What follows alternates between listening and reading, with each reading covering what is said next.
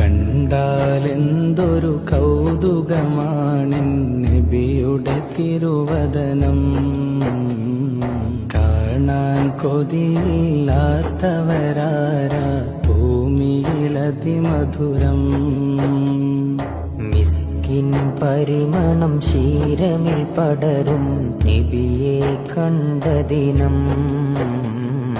മിഴിയിൽ സുറുമ വരച്ചത് കണ്ടാൽ കൽബിൽ മധു നിറയും. എന്നാണെന്റെ ഹബീബേ നിത്യം കൂട്ടിനണഞ്ഞിടുക. എന്നാണ് കസ്തൂരി നിരന്തരം നൽകാൻ വന്നിടുക.